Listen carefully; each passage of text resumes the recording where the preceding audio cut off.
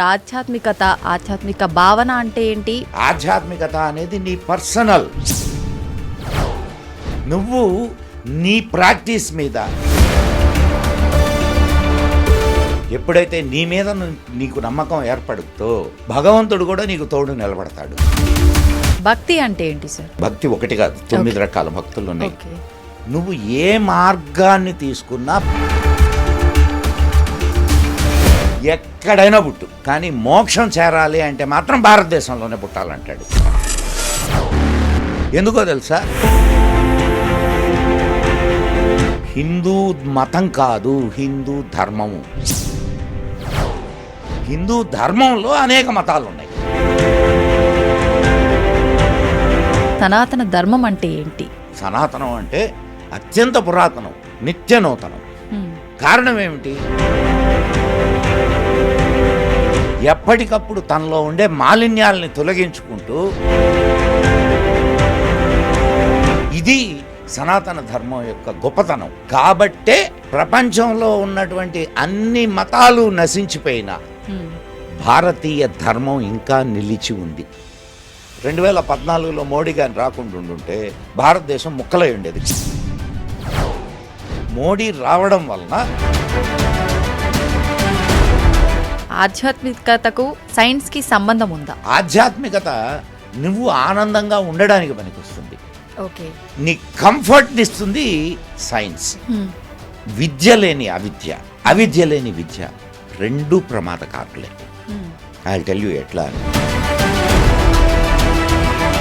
ఈరోజు సైన్స్ అంటే ఏందనంటే వ్యాపారం. ఆధ్యాత్మికత అనేది కూడా ఇప్పుడు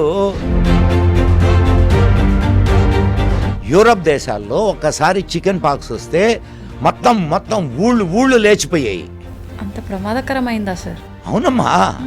ఇక్కడ ఎందుకు చనిపోవడం లేదు? జర్మనీ వాడు మొట్టమొదటి బాంబుని కనుక్కున్నది మన వేదాస్ నుంచి,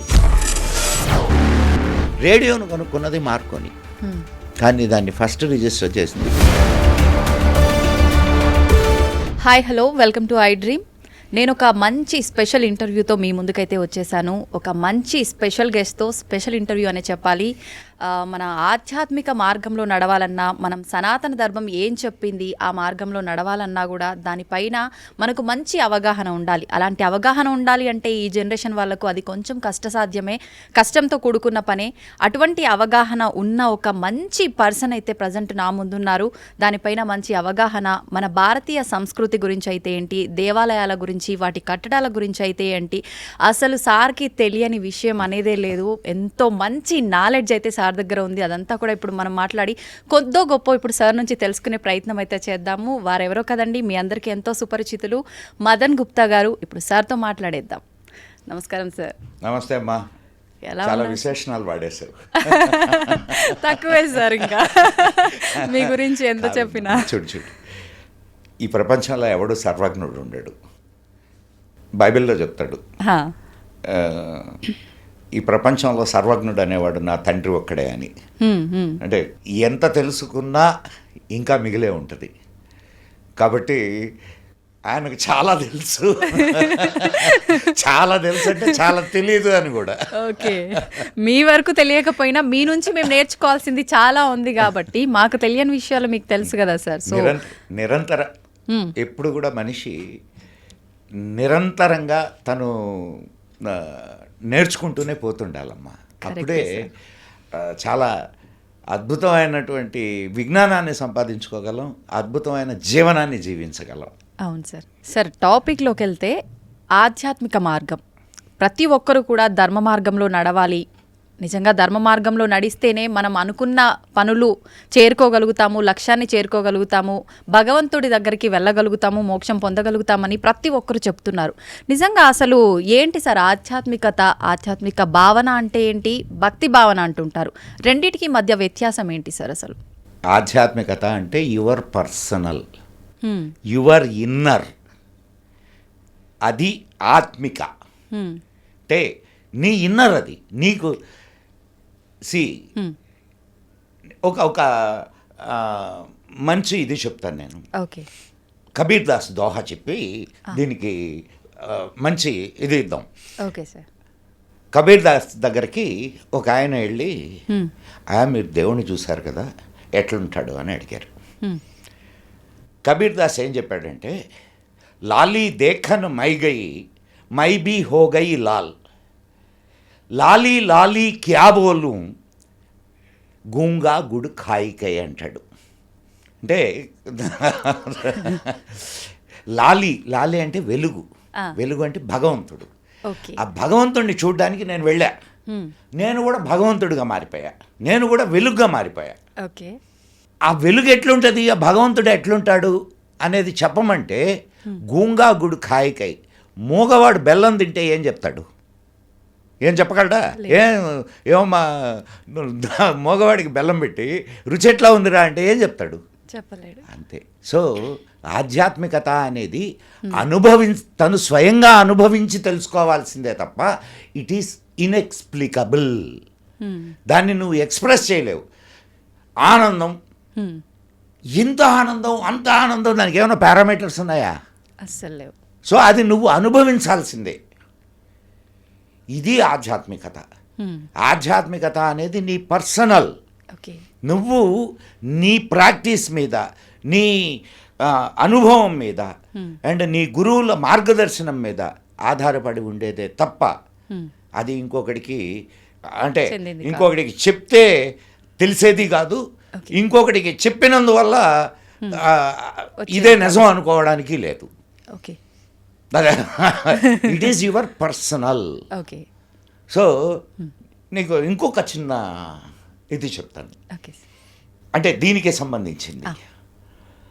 స్వామి రామ పేరు ఎప్పుడైనా విన్నారా?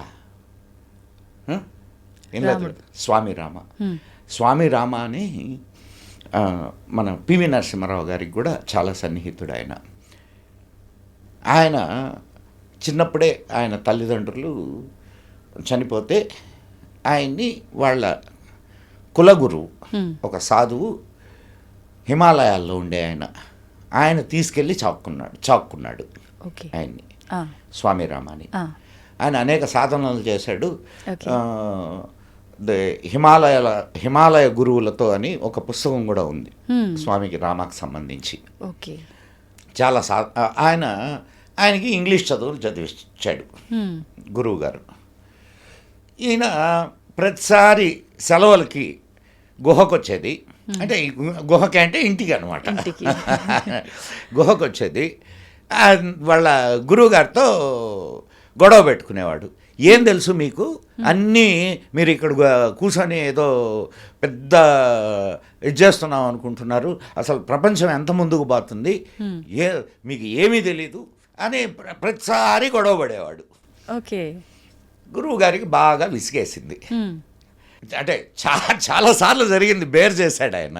కాదు వీడికి అసలు విషయం నేర్పించాలంటే గురువులు ఎట్లా ఉంటారు అని అంటే, వాళ్ళు నేర్పించదలుచుకుంది సమయం వచ్చినప్పుడు అవకాశాన్ని బట్టి నేర్పిస్తారు. ఆయన ఏం చెప్పాడు అంటే, సరేరా బాగుంది, నువ్వు చాలా నేర్చుకున్నావు కదా, నువ్వు నేర్చుకున్నటువంటి దాంట్లో నీ సొంతం అనేది ఏదైనా ఉందేమో చెప్పు నాకు అని అన్నాడు. ఇప్పుడు నువ్వు ఆలోచించు, ఇప్పటి వరకు నేను కానీ నువ్వు కానీ ఎవరైనా నేర్చుకున్నది నా సొంతం అనేది ఏదైనా ఉందా అమ్మా? నీ తల్లి దగ్గర నుంచి, నీ తండ్రి దగ్గర నుంచి, నీ చుట్టుపక్కల ఉన్నటువంటి వీళ్ళందరి దగ్గర నుంచి, నీ గురువుల దగ్గర నుంచి, నీ సొసైటీ నుంచి, లేదు నువ్వు మన ఋషులు ఇచ్చిన పుస్తకాల నుంచి, వీటిలన్నింటి నుంచి నీ సొంతం ఏమీ లేదు. కానీ నీ సొంతం అనేది ఒకటి ఉంది. అది ఆధ్యాత్మికత. ఓకే. అది నీకై నువ్వు తెలుసుకోవాల్సిందే, నీకై నువ్వు ఫీల్ కావాల్సిందే, అంతే తప్ప దానికి అర్థమైందా? అర్థమైంది సార్. నువ్వు అడిగిన క్వశ్చన్కి నేను 2 ఉదాహరణలు ఇచ్చాను. అవును సార్. కాబట్టి నీకు తనకు తాను ప్రాక్టీస్ చేసుకోవాలా. ఉద్ధరే ఆత్మనాత్మానం అంటారు, అంటే నిన్ను నువ్వు ఉద్ధరించుకోవాల్సిందే, అంతే తప్ప నిన్నొచ్చి ఎవడు ఉద్ధరించాడు. అంటే నీకు నువ్వు రియలైజ్ కావాలా, నీకు నువ్వు సాధన చేయాలా, నీకు నువ్వు ప్రాక్టీస్ చేయాలా. ఎవడో ప్రార్థన చేస్తే నీకేం కాదు. ఇందో నేను ప్రార్థన చేశాను నీకు జబ్బులు తగ్గిపోతాయి, ఆ, టమాటలు. ఆ, నీకు నువ్వు ప్రయత్నం చేస్తేనే ఎందుకు ఇచ్చాడమ్మా నీకు భగవంతుడు? చేతులు, కాళ్ళు, ఆలోచించే శక్తి ఇవన్నీ నీకు ఇచ్చాడు కదా. అవును సార్. మరి ఏయో జరుగుతాయి, ఏయో ఇదవుతాయని అనుకోవడం పొరపాటు కాదు. ఖచ్చితంగా. నీకు నువ్వు సాధించగలగాల. వివేకానందుడు ఏం చెప్తాడో తెలుసా? నువ్వు 33 కోట్ల మంది దేవతల్లో నీకు నమ్మకం ఉన్నా, అడపాదడపా నీ మధ్య చొప్పిస్తూ వస్తున్నటువంటి ఇతర దేవతల మీద నీకు నమ్మకం ఉన్నా, నీపై నీకు నమ్మకం లేకపోతే నీకు నిష్కృతి లేదు అంటాడు. So you should have the confidence on you, then only you can do anything. నిజంగా గట్టిగా నమ్మి మనం ఒకటి సంకల్పం అనుకుంటే నెరవేరుతుంది అంటారు కదా సార్, అదే దీనికి ఖచ్చితంగా reason. ఖచ్చితంగా అమ్మా. సంకల్ప బలం, నువ్వు నీకు ఆ సంకల్ప బలం ఉంటే ఖచ్చితంగా నెరవేరుద్ది. ఓకే. నువ్వు ఇప్పుడు సపోజ్ ఒక పరీక్ష ఆ, నేను ఈ పరీక్ష ఎట్లయినా సరే సాధించాలా, నీ సంకల్ప బలం మీదనే నీ సాధన ఉంటుంది. ఓకే. నీ సాధనను అనుసరించే నీకు రిజల్ట్స్ కూడా ఉంటాయి. ఉంటుంది. కరెక్టే సార్. సంకల్ప బలం లేకపోతే నీవు దేన్ని సాధించలేవు. అవును. నేను నికృష్టుణ్ణి, నేను దేనికి పనికిరాను, నన్ను అణగదొక్కారు, నన్ను ముంచేశారు, ఎవరికి వాళ్ళు తక్కువ చేసుకునే వాళ్ళు చాలా మంది ఉన్నారు సార్ అలా. నేను అందుకే చెప్తున్నది, ఇవన్నిటి వల్ల నిన్ను నువ్వు నాశనం చేసుకుంటున్నావు. ఎప్పుడైతే నీ మీద నీకు నమ్మకం ఏర్పడుతో భగవంతుడు కూడా నీకు తోడు నిలబడతాడు. నీ మీద నీకు నమ్మకం లేకుండా గాలిలో దీపం పెట్టి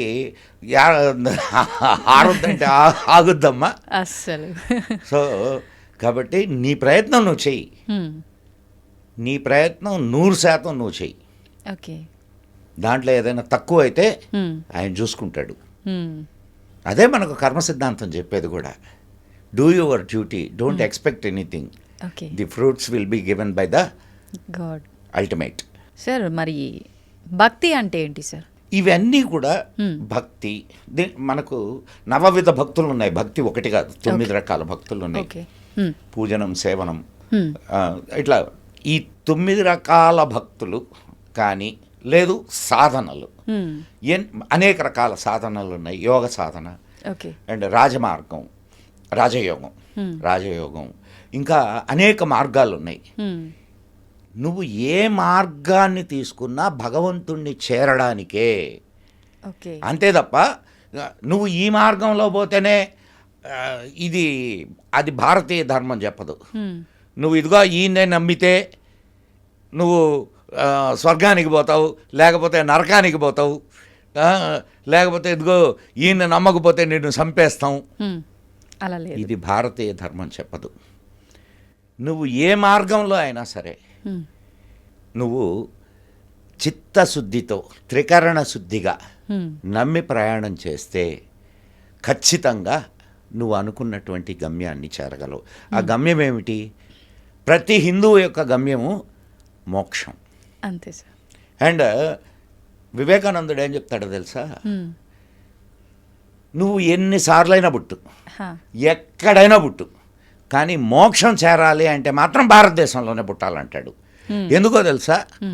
భారతదేశం అనేది మోక్షం అనే సామ్రాజ్యానికి ముఖద్వారం అంటాడు. ఓకే. అంటే ఇక్కడ పుడితే నీకు ఆధ్యాత్మిక జ్ఞానం అబ్బుద్ది. అదే ఆయన ఇచ్చేటటువంటి. అందుకే ఆయన ఏం చెప్తాడంటే, నువ్వు ఇతర దేవతలందరినీ నీ దేశాన్ని గురించి ఆలోచించే పని అయితే ఇతర దేవతలందరినీ వదిలేయి, భరతమాతను ఒక్కదాన్నే దేవతగా కొలు. ఒక 50 సంవత్సరాలు నీ దేశం ప్రపంచం మొత్తంలోకి అత్యున్నతమైన స్థానంలోకి వెళ్ళొద్దని చెప్తాడు ఆయన. సో ఆధ్యాత్మికత ఇది అందుకనే భారతదేశంలో అనేక రకాల ప్రాక్టీసులు ఉన్నాయి. ఇప్పుడు అనేక రకాల మతాలు ఉన్నాయి. అవును సార్. హిందూ మతం కాదు, హిందూ ధర్మము. గుర్తుపెట్టుకోండి. హిందూ ధర్మంలో అనేక మతాలు ఉన్నాయి. శాక్తేయం, వైష్ణవం, గాణాపత్యం, సౌరం, ఇంకా వామ మార్గం. నువ్వు ఏ మార్గానైనా వెళ్ళు, నువ్వు చేరేది గమ్యమే.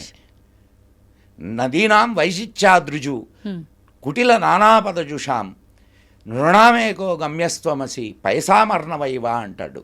అంటే నదులు వక్రాలుగా కనిపించినా అవక్రాలుగా కనిపించినా చివరికి ఎక్కడికి చేరతాయి? నదీనాం సాగరోగతి, సాగరానికి చేరతాయి. అట్లనే నువ్వు ప్రయాణించే మార్గం అది వంకర టింకరగా ఉన్నా లేదు సాఫీగా ఉన్నా, ఎట్లా ఉన్నా కానీ నువ్వు ప్రయాణించే మార్గం దైవ మార్గం అయితే నువ్వు ఖచ్చితంగా దైవాన్నే చేరుతావు. ఇది మన భారతీయ ధర్మం, మతం కాదు, భారతీయ ధర్మం బోధించేటటువంటి విషయం. సార్, మనం ప్రతి విషయంలో కూడా ధర్మం ఏం చెప్పింది, మన ధర్మంలో ఇది ఉందా లేదా అని ఆలోచిస్తున్నాం ప్రతి ఒక్కదానికి ప్రస్తుతం. అసలు నిజంగా మన సనాతన ధర్మం ఏం చెప్పింది అని తెలుసుకోవడానికి ముందు అసలు సనాతన ధర్మం అంటే ఏంటి? మా ఈ ఈ ఈ ఈ ఈ ప్రపంచంలో అనేక మతాలు వచ్చినాయి, వాటికి డేట్లు ఉన్నాయి. ఇదిగో క్రీస్తు పలానా సంవత్సరంలో పుట్టాడు, లేదు అల్లా మహమ్మద్ ఆయన పలానా సంవత్సరంలో పుట్టాడు, వాళ్ళకి డేట్లు ఉన్నాయి. సనాతన ధర్మాల్లో డేట్ ఎక్కడుంది? సనాతనం అంటేనే నీకు there is no date for it. Okay. And అది అత్యంత పురాతనం, నిత్య నూతనం. సనాతనం అంటే అత్యంత పురాతనం, నిత్య నూతనం. కారణం ఏమిటి? ఇప్పుడు ఇది జీవన గంగ. ధర్మం అంటే జీవన విధానం. ఇది ఒక జీవన గంగ, నిరంతరం ప్రవహిస్తూ ఉండే గంగ. ఈ గంగలో మురికి నీళ్ళు వచ్చి చేరుతుంటాయి, అంటే చెడు సాంప్రదాయాలు వస్తుంటాయి, చెడ్డవాళ్ళు ఉంటారు, అనేక రకాలైనటువంటి మురికి చేరుతూ ఉంటుంది. కానీ ఈ ధర్మం యొక్క ప్రత్యేకత ఏమిటంటే ఎప్పటికప్పుడు తనలో ఉండే మాలిన్యాలని తొలగించుకుంటూ నిత్య నూతనంగా ముందుకు వెళుతూ ఉంటుంది. ఇది సనాతన ధర్మం యొక్క గొప్పతనం. కాబట్టే ప్రపంచంలో ఉన్నటువంటి అన్ని మతాలు నశించిపోయినా భారతీయ ధర్మం ఇంకా నిలిచి ఉంది. ఇంకా నిలిచి ఉంది అని అంటే ఒక చిన్న విషయం ఆలోచించండి. ఒకటి శాశ్వతంగా నిలబడి ఉంది అంటే దాంట్లో ఉండే స్ట్రెంగ్తే కదా అది. అండ్ ఇంకొక విషయం ఏమిటంటే భగవంతుడు ఎప్పటికప్పుడు ఈ ధర్మాన్ని కాపాడుతూ వస్తున్నాడు. కారణం ఏమిటంటే ప్రపంచానికి ఈ ధర్మం ఇవ్వాల్సినటువంటి సందేశం ఏదో ఉంది. మళ్ళా ప్రపంచాన్ని ఒక అత్యున్నతమైనటువంటి మానవతా విలువలు కలిగినటువంటి సనాతనమైనటువంటి అంటే ప్రశాంతమైనటువంటి ఆనందకరమైనటువంటి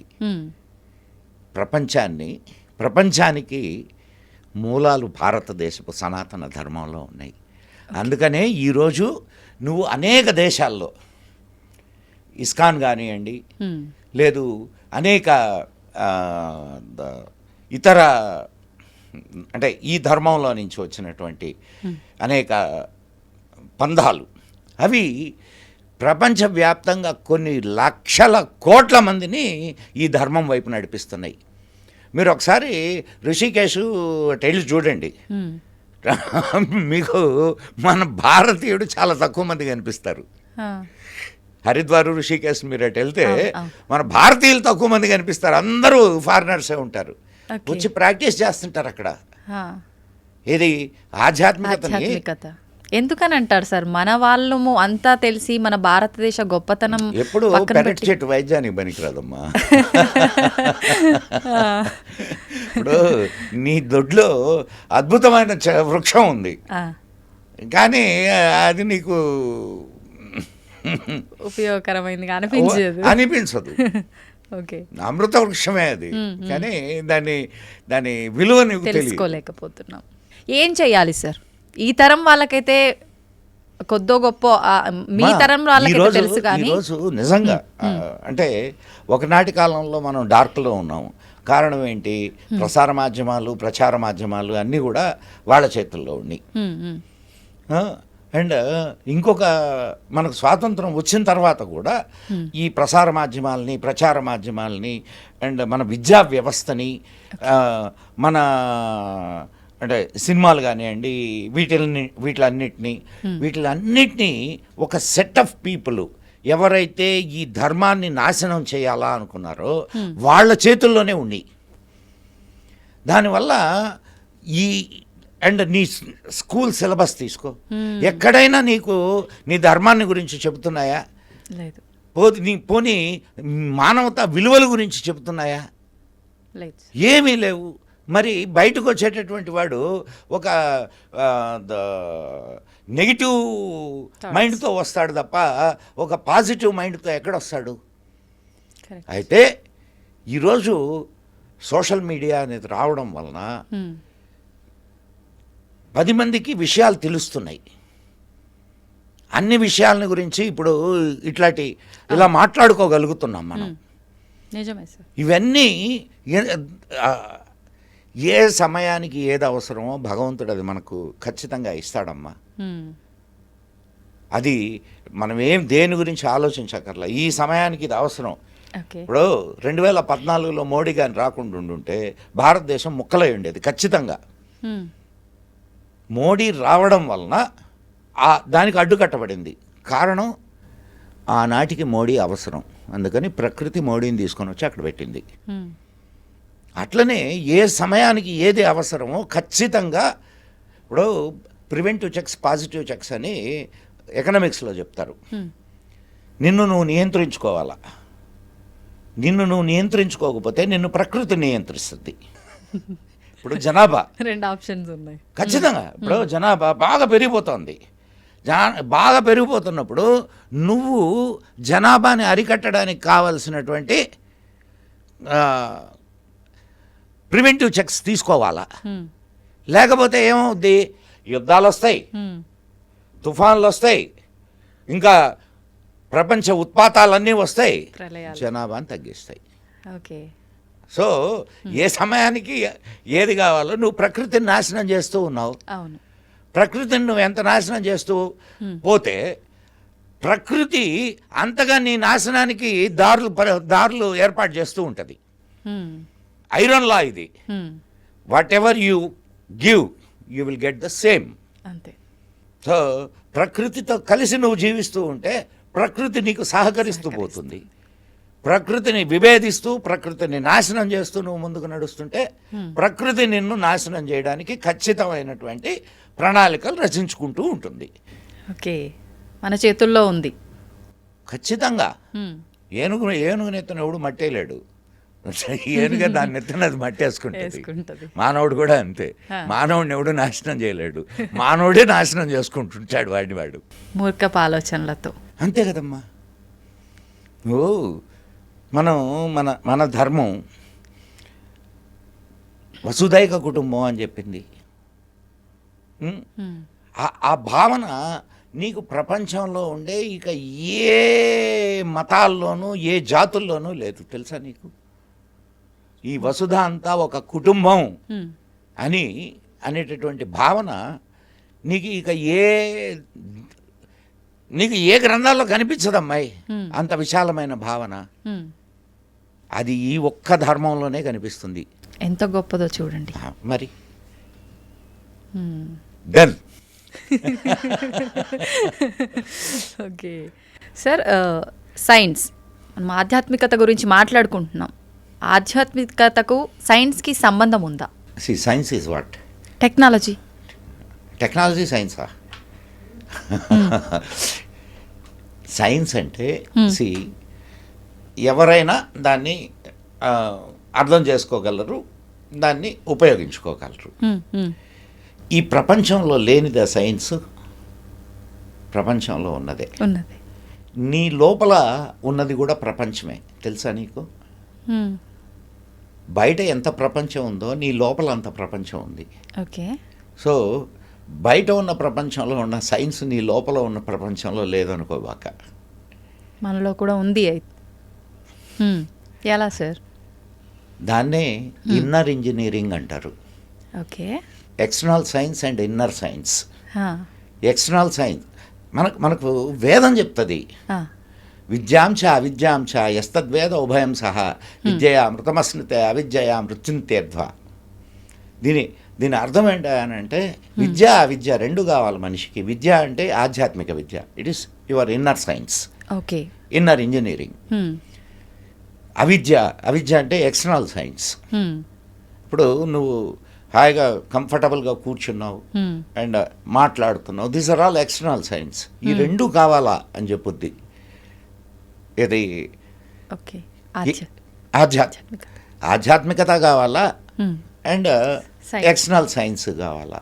ఆధ్యాత్మికత నువ్వు ఆనందంగా ఉండడానికి పనికొస్తుంది. ఓకే. నువ్వు నీ కంఫర్ట్ని ఇస్తుంది సైన్స్, ఎక్స్టర్నల్. సో ఇప్పుడు కుర్చీలో కూర్చున్నావు, ఇది నీ కంఫర్ట్గా ఉంది లేదు అని చెప్పేది ఏది? నీ ఇన్నర్. అంతే కదా. సో ఇన్నరు ఎక్స్టర్నల్ వేరు కాదు. అండ్ ఈ విద్య లేని అవిద్య లేని విద్య రెండు ప్రమాదకారులే. ఐ విల్ టెల్ యూ ఎట్లా అనేది. సపోజ్ నీకు ఆధ్యాత్మికత లేని ఒక ఇన్వెన్షన్ చేసావు, లైక్ ఆటం బాంబ్. దానివల్ల దాని వెనక ఆధ్యాత్మికత ఏముంది? Yes, it is science, but దాని వెనక ఆధ్యాత్మికత ఏముంది? It is giving destruction. పిచ్చివాడి చేతిలో రాయే అది. పాకిస్తాన్ వాడు ఉసికమంటే చెప్తున్నాడు కదా, నా దగ్గర పావు కేజీ కూడా అణుబాంబులు ఉన్నాయని. సో భయాన్ని కలిగించేది సైన్స్. సైన్సా? Question mark. And external science, scientific approach, scientific thinking లేని ఇన్నర్ సైన్స్, అది కూడా మూర్ఖత్వమే. ఇప్పుడు అనేకమైన మూఢాచారాలు ఉన్నాయి. ఈ మూఢాచారాలు నువ్వు దీన్ని ఎట్లా ఆధ్యాత్మికత అని చెప్తావు? సో నీకు ఇన్నర్ సైన్స్ కావాలి, ఎక్స్టర్నల్ సైన్స్ కావాలి. సో సైన్స్ అనేది అయితే ఈరోజు సైన్స్ కూడా పరిస్థితి ఏందా అని అంటే అది స్వార్థపరుల చేతుల్లోకి వెళ్ళిపోయింది. మన వాళ్ళు, నేను అప్పుడప్పుడు కొంతమంది మిత్రులు అడుగుతుంటారు, అసలు మనకు అప్పుడు విద్య ఎక్కడ చెప్పారని. ఇప్పుడు మాత్రం ఎక్కడ చెప్తున్నారు? నీకు డబ్బులుంటే విద్య. అవునా కాదమ్మా? కరెక్టే సార్. అండ్ అప్పుడు నీకు జ్ఞానాన్ని అందించలేదు అని అంటున్నారు. ఇప్పుడు నీకు ఆటం బాంబు ఎట్ట తయారు చేస్తారో తెలుసా? ఎందుకు తెలీదు? నేర్చుకోలేదు కదా సార్. ఎందుకు మరి? నువ్వు నేర్చుకోక, ఆనాడు కూడా నువ్వు నేర్చుకోక అది నీకు అందలా. ఆనాడు కూడా నేర్చుకోవాలనుకున్న వాళ్ళకి అందింది. కరెక్టే సార్. అవును. సో కాబట్టి దాంట్లో సైన్స్ చెడ్డది కాదు. సైన్స్ని చెడ్డగా మనం ఉపయోగించుకునే విధానం కరెక్ట్గా లేదు. ఒక కత్తిని తయారు చేస్తే గొంతులు కోయొచ్చు, కూరగాయలు దొరుక్కోవచ్చు. కరెక్టే సార్. సో అది నీ విఘ్నత మీద ఆధారపడి ఉంటుంది. అండ్ దానికి నీ సైన్స్కి ఆధ్యాత్మికతను జోడిస్తే అద్భుతమైన మానవ కళ్యాణం జరుగుద్ది. సైన్స్కి ఇప్పుడు ఆధ్యాత్మికత కారణం కాదు. సైన్స్ అని అంటే ఈరోజు సైన్స్ అంటే ఏందనంటే వ్యాపారం, సైన్స్ అంటే ఆర్థికాభివృద్ధి, సైన్స్ అంటే డబ్బు, సైన్స్ అంటే స్వార్థం. ఈనాటి సైన్స్లో పరమార్థం ఎక్కడుందమ్మా? పరమార్థం లేని సైన్స్ పిచ్చివాడి చేతిలో రాయి. ఎవరి స్వార్థానికి వాళ్ళు ఉపయోగించుకుంటున్నారు. ఖచ్చితంగా అమ్మా. సో కాబట్టి సైన్స్ని మనం అది నీ జీవనంలో ఒక భాగం. సైన్స్ అని అంటే నువ్వు ఏదో పెద్ద ఇన్వెన్షన్ చేస్తేనే సైన్స్ అనుకోబాక. నువ్వు ఇంట్లో పొయ్యి వెలిగించి దాని మీద నీళ్లు పెట్టి దాంట్లో కొన్ని బియ్యం వేసి వండేది కూడా సైన్సే. అన్నం ఉడికిన తర్వాత తింటున్నావు కదా, is it not science? Science అంటే నువ్వు పెద్ద నిర్వచనాలు ఇచ్చుకొని నీకు పనికి వచ్చే ప్రతిదీ నువ్వు ఇన్వెంట్ చేసావు నీ ఉపయోగం కోసం. అదంతా సైన్సే. దాంట్లో సైన్స్ లేదని బాక. అన్నం వండడంలో సైన్స్ లేదనుకోకు. ఉంది సార్, మీరు చెప్తుంటే నిజంగానే ఉపయోగించుకోవాల్సిన పద్ధతిలో ఉపయోగించుకోలేకపోవటం వల్లే చాలా రకాల అనర్థాలు కూడా జరిగాయి. స్వార్థానికి ఎంతో మంది బలై అవుతున్నారు. ఖచ్చితంగా అమ్మా, లేకపోతే ఇవన్నీ ఎందుకుంటాయమ్మా? అవును. ఇంత ఇప్పుడు దారుణాలు జరుగుతున్నాయి. ఈ దారుణాలన్నీ ఎందుకుంటాయి? మానసికమైనటువంటి పరిపక్వత లేకపోవడం, ఆధ్యాత్మిక ఆలోచనలు లేకపోవడం. ఆధ్యాత్మికత అనేది కూడా ఇప్పుడు కమర్షియల్ అయిపోయింది. సో చూస్తున్నాం అన్ని మతాల్లో నేను ఏ ఒక్క మతాన్ని గురించి మాట్లాడడంలే, అన్ని మతాల్లో ఇది కామన్ అయిపోయింది. స్వార్థపరులు ఏదో చెప్పి వాళ్ళ పబ్బం గడుపుకుంటున్నారు. ఒక్కటే గుర్తుపెట్టుకోమ్మా, ఒక సంస్కృతి ఇన్ని వేల సంవత్సరాలు వెళ్ళి విరిసింది అంటే దాని వెనక ఒక విద్య ఉండాలా, వైద్యం ఉండాలా, అండ్ జీవన విధానం ఉండాలా, ఆధ్యాత్మిక ప్రగతి ఉండాల. ఈ 4 ఉంటే ఆ జాతి నిలబడుద్ది. ఒకవేళ పడిపోయినా పైకి లేస్తుంది. అది ఈ సనాతన ధర్మానికి ఉంది. ఇక్కడ విద్య ఉంది, వైద్యం ఉంది, ఇక్కడ జీవన విధానం ఉంది, ఇక్కడ ఆధ్యాత్మికత ఉంది. సో ఈ 4 ఉన్నాయి కాబట్టి మీకు ఈ అఫ్కోర్స్ విద్యా వైద్యం అనేది జీవన విధానంలో ఒక భాగం అయిపోయి ఉండొచ్చు, కానీ నేను సపరేట్గా చెప్పి ఉండొచ్చు, దట్స్ ఎ డిఫరెంట్ ఇది. కానీ విద్యా వైద్యం కూడా ఇక్కడ భారతదేశంలో చాలా అద్భుతమైనటువంటి విద్య. మీకు ఒక చిన్న వైద్యం గురించి మనం ఒక చిన్న ఇది మాట్లాడుకుందాం. మీరు వచ్చే ముందే ఓ చిన్న సంఘటన జరిగింది. ఇప్పుడు తాయెత్తులు ఉంటాయి, తెలుసు కదా? తెలుసు. పిల్లలకి మెడలోనో బొడ్లోనో కడుతుంటారు. ఏంటది తాయెత్తు తెలుసా నీకు? ఎప్పుడైనా విన్నా? పిల్లలకి దృష్టి దోషాలు పోవడానికి అని చెప్పి కడుతుంటారని విన్నాం సార్. మాయలు మంత్రాలు అంతే. అది కాదా సార్? చెప్తానమ్మా. మీకు 1991లో మాతా పూర్కర్ అని ఒక సైంటిస్ట్, ఇండియన్ సైంటిస్ట్, ఆయన స్టెమ్ సెల్ పేరున్నావా? స్టెమ్ సెల్ అని అంటే బొడ్డు కోస్తారు కదా, బిడ్డ పుట్టినప్పుడు బొడ్డు కోసి పేగు ఉంటుంది, బొడ్డు పేగు. నీకు తెలుసో తెలియదు, ఆ బొడ్డు పేగుని ఇంట్లో పసుపు గుడ్డలో చుట్టి దాచిపెట్టేవాళ్ళు. తర్వాత అది బాగా ఎండిన తర్వాత దాన్ని ఈ తాయెత్తులో పెట్టి సీల్ చేసి నీ మొలకు కట్టేవాళ్ళు. అలా ఇప్పుడు ఎవరు కడుతున్నారు సార్? మరి ఇప్పుడు ఎవరు కడుతున్నారు అనేది కట్టేవాళ్ళు. అండ్ ఈ మన డెలివరీ టైంలో దాన్ని తాంబూలంలో పెట్టి వాళ్ళకి ఇస్తారు. ఏంటి అసలు ఇది? ఈ స్టెమ్ సెల్. ఇప్పుడు ఒక బల్లి ఉంది, బల్లి తోకని మీరు కానీ తెగ్గొడితే చూసారా మీరు ఎప్పుడైనా?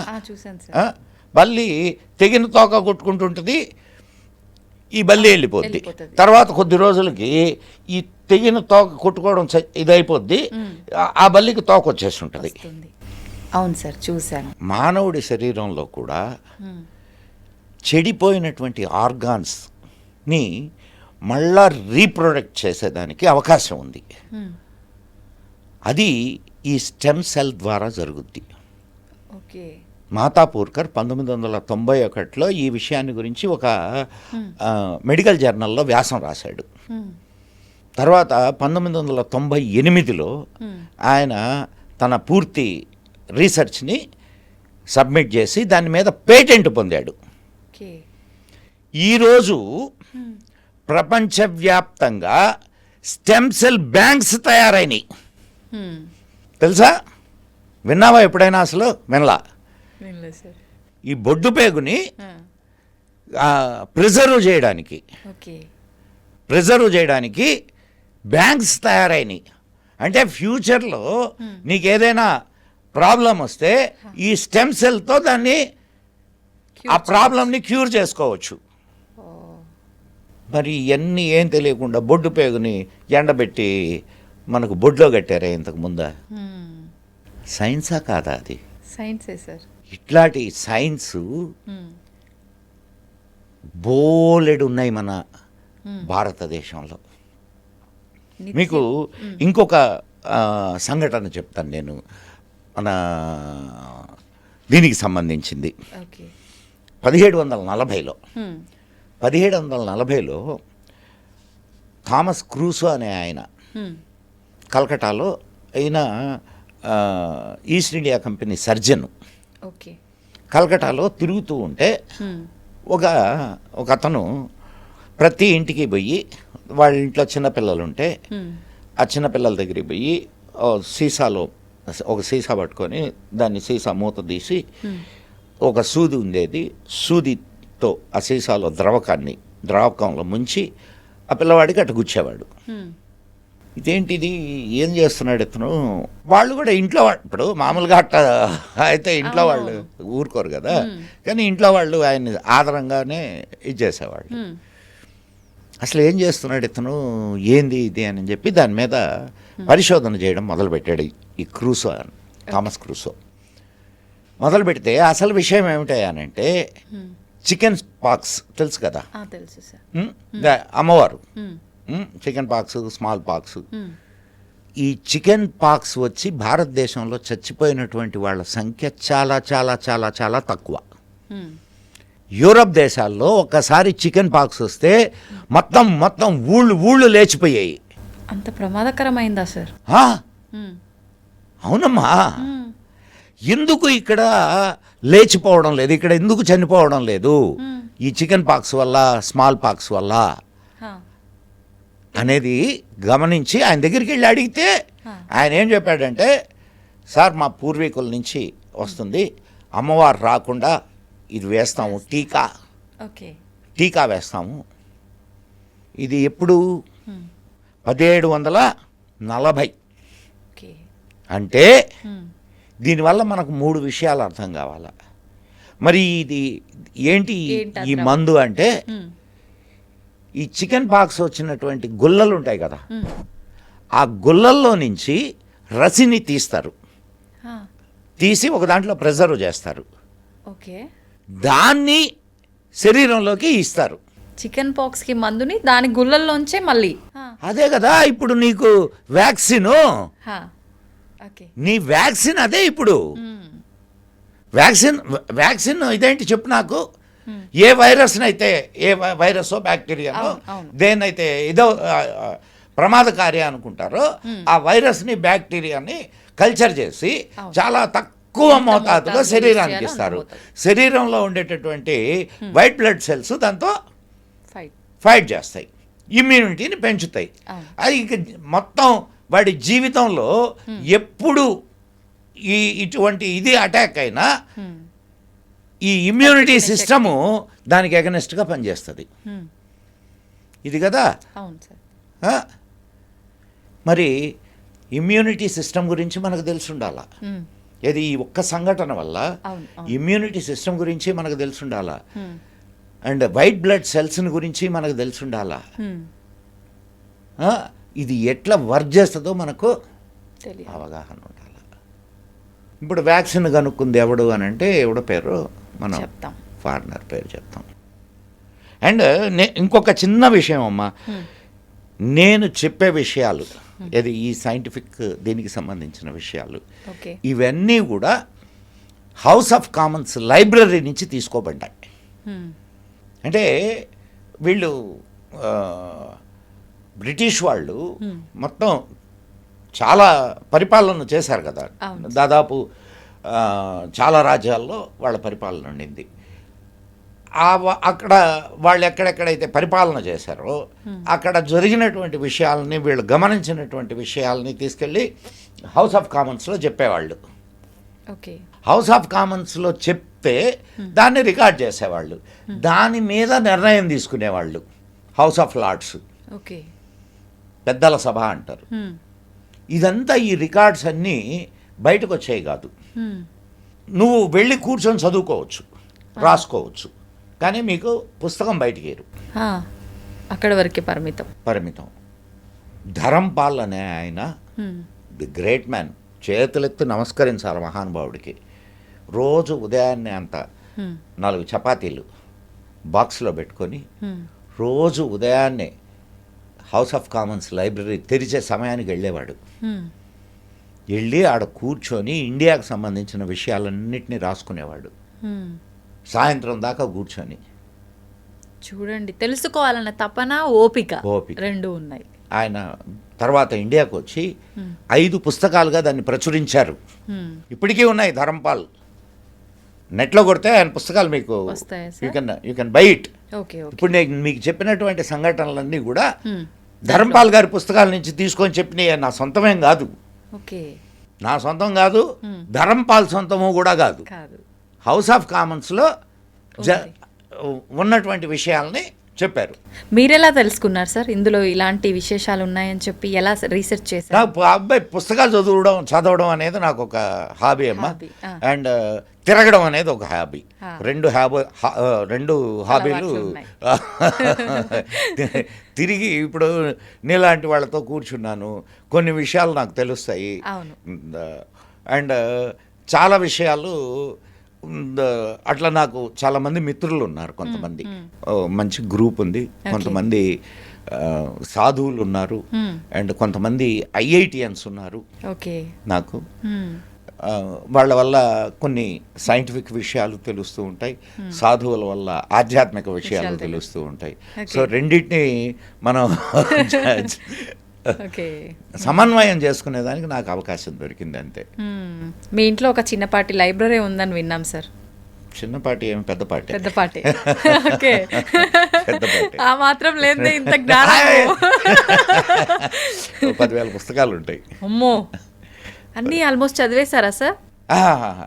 అమ్మో, నేను మా ఇంట్లో పెద్ద ఫైట్ ఏంటంటే, నా భార్యకి నాకు పుస్తకాలు ఎందుకు ఊరికే కొనుక్కొని వస్తూ ఉంటావు, చదివేది లేదు పెట్టేది లేదు. చదివేటప్పుడు చదువుతాను, పాపం ఆఫీసు పోయినప్పుడు నేను చదువుకుంటాను. మా చీరలు బట్టలు బయటపడేసి పుస్తకాలు లోపల పెట్టుకుంటున్నారు మీరు, అక్కడ వచ్చింది సార్ అదే అసలు సంగతి. ఓకే, మొత్తానికి అట్లా see book is a good friend, always a good book. A good book is always a good friend, so good companion also. నేను ఎక్కడికైనా వెళ్ళినప్పుడు నా దగ్గర నా ట్యాబ్ ఉంటుంది, దాంట్లో దాదాపు 3,600 పుస్తకాలు ఉన్నాయి. సో ప్రయాణంలో హాయిగా చదువుకుంటుంటాను. మంచి టైం పాస్, జర్నీ చేసిన అలసట తెలీదు, ఎంతో తెలుసుకునే తెలియని విషయాలు తెలుసుకోవచ్చు. ఎప్పుడు ఇదంతా ఇన్ఫర్మేషనేనమ్మా, ఇదంతా ఇన్ఫర్మేషనే. ఎప్పుడు నాలెడ్జ్గా మారుద్దంటే ఇన్ఫర్మేషన్ని నువ్వు అప్లై చేసినప్పుడు నాలెడ్జ్గా మారుద్ది. సో మన మన మన ఇండియన్స్కి సంబంధించినంత వరకు అసలు ఎంత నాలెడ్జ్ ఉంది అనేది యు కాంట్ ఈవెన్ ఇమాజిన్. అయితే అవన్నీ ఆనాటి గ్రంథాల్లో ఉన్నాయి, ఇది సంస్కృత గ్రంథాల్లో ఉన్నాయి. మన బడ్డుబడుద్దాయిలకి సంస్కృతం పొట్టబడిస్తే సంస్కృతం రాదు. జర్మనీ వాళ్ళు సంస్కృతం కాలేజీలు పెట్టి సంస్కృతం నేర్పిస్తున్నారు. అమెరికాలో సంస్కృతం కాలేజీస్ ఉన్నాయి, వేద రీసెర్చ్ సెంటర్స్ ఉన్నాయి. జర్మనీ వాడు మొట్టమొదటి బాంబుని కనుక్కున్నది మన వేదాస్ నుంచి. మనకు ఒక్క విషయం అమ్మా, ఒక చిన్న విషయం చెప్తాను నేనమ్మా. సార్, అమెరికా మన వాళ్ళు చాలా ఎగతాళిగా మాట్లాడుతుంటారు.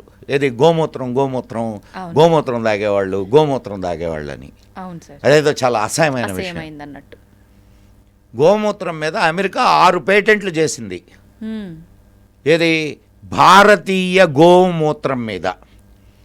బాస్ ఇండికాస్ అంటారు దాన్ని, బాస్ ఇండికా. మన వాళ్ళు 3 పేటెంట్లు చేశారు. ఇది నాగపూర్ రీసెర్చ్ సెంటర్ ఉంది, 3 పేటెంట్లు చేశారు గోమూత్రం మీద. అండ్ జర్మనీ భారతీయ విశేషాల మీద, భారతీయ అంటే వస్తువుల మీద, అంటే అనేక పుస్తకాల్లో కొన్ని వస్తువులు ఉంటాయి కదా, ఆ వస్తువుల మీద ఎన్ని పేటెంట్లు చేసింది తెలుసా? 3600 పేటెంట్లు చేసింది. అట్లనే ఇంగ్లాండ్ 6000 పేటెంట్లు చేసింది. అమెరికా 7400 పేటెంట్లు చేసింది. ఎటు చూసినా మనకన్నా వాళ్ళే ఎక్కువగా మన వస్తువుల మీద. ఇప్పుడు వేప, మొన్న ఈ మధ్యనే పసుపు మీద ఇది వస్తే దాన్ని మన వాళ్ళు తీసుకున్నారు. వేప, ఇట్లా కానుగా, ఇట్లాంటి వస్తువుల మీద 7400 పేటెంట్లు. మరి ఏమీ లేదు, సైన్స్ లేదు, ఏమీ లేదు. ఏమీ లేకపోతే మన వస్తువుల మీద వాళ్ళు ఎందుకు పేటెంట్లు చేస్తారమ్మా? నిజమే సార్, ఆలోచించాల్సిన విషయమే. ఆలోచించాల్సిన విషయం కాదు, రీసెర్చ్ చేయాల్సిన విషయం. చెయ్యాలా? అవును అవును. ఎన్ని అటువంటి విశేషాలు ఎన్ని ఉన్నాయి తెలుసా మన దీంట్లో. మనం వాటి గురించి పట్టించుకో. మనం పైగా ఎవరైనా ఏదైనా ఉంది అని చెప్తే వాడి మీద ఇంత బురద చల్లుతూ పోతాం. ఇది తప్పకుండా చేస్తాడు. చేతైంది అదే కదా, దాంట్లో ముందుంటారు. చేతైంది అదే కదా. అంతే. ఎందుకమ్మా నీకు ఇంకొక చిన్న విషయం చెప్తాను. బ్రహ్మగుప్తుడు తెలుసు కదా, ఇది మన మ్యాథమెటిషియన్ అండ్ మ్యాథమెటిషియన్. ఆయన భూమి సర్కంబరెన్స్ని 5000 యోజనాలుగా చెప్పాడు.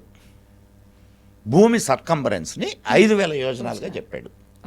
యోజనము అంటే 2 లెక్కలు ఉన్నాయి. 12 కిలోమీటర్లు, 8 కిలోమీటర్లు. 8 కిలోమీటర్లు ఒక దాన్ని యోజనం అంటారు. 12 కిలోమీటర్లు ఒకదాన్ని 11.8 కిలోమీటర్ల ఒక యోజనం అంటారు. 8 కిలోమీటర్ల యోజనాన్ని గురించి ఈయన బ్రహ్మగుప్తుడు మాట్లాడాడు. సో 8 ఇంటూ 5000 ఎంత? 40,000. 40,000. భూమి సర్కంబరెన్స్ 40,000 కిలోమీటర్లు. ఓకే, బ్రహ్మగుప్తుడు. ఇప్పుడు మన ప్రజెంట్ సైంటిస్టులు మన వాళ్ళు కనుక్కున్నది ఎంత అనంటే 40,075 కిలోమీటర్లు. ఎంత తేడా అమ్మా? కొన్ని వందల సంవత్సరాల క్రితం బ్రహ్మగుప్తుడు 40,000 కిలోమీటర్లు అని చెప్తే ఇప్పుడు మన వాళ్ళు 40,075 కిలోమీటర్లు అని చెప్తున్నారు. ఎంత అక్యురేట్ ఉన్నదో చూడు. చాలా. ఇట్లా అసలు నువ్వు కొన్ని విషయాలు వెళ్తూ ఉంటే, లోపలికి వెళితే నీకు అసలు మనసాగదు. బాబోయ్, ఇన్ని విషయాలు ఉన్నాయా. మన వాళ్ళంతా ఏదో ఇప్పుడు మేము కొత్తగా కనిపెట్టేస్తున్నామని చెప్పి క్రెడిట్స్ దొబ్బుతున్నారే తప్ప ఏది కనిపెట్టేది సార్ అసలు ఇక్కడ. మీకు సూర్య సిద్ధాంతంలో భూమి డయామీటర్ వచ్చి 12,874 కిలోమీటర్లు అని చెప్పి మన వాళ్ళు చెప్పారు, ఆనాటి వాళ్ళు. మోడర్న్ సైంటిస్టులు బాగా గుర్తుపెట్టుకోమ్మా, ఆనాటి సైంటిస్టులు చెప్పింది 12,874. ఓకే, 12,874. ఈనాటి సైంటిస్టులు చెప్పింది 12,742. పెద్ద డిఫరెన్స్ ఏముంది సార్? డయామీటర్, ఇది భూమి యొక్క డయామీటర్. మరి ఆనాడు ఉన్నది సైన్స్ కాదా? అదే నిజమైన సైన్స్. అండ్ ఆ రోజు వీటిలన్నిటినీ గ్రహస్థితుల్ని గ్రహగతుల్ని కనుక్కోవడానికి అనేక పరికరాలు ఉండేవి, మనకి అబ్జర్వేటరీస్ ఉండేవి. ఈ రోజు కూడా మనకు అవి కనిపిస్తున్నాయి, తెలుసా మీకు? దాన్ని జంతర్ మంతర్ అంటారు. పేరు సరదాగా ఉంది కదా.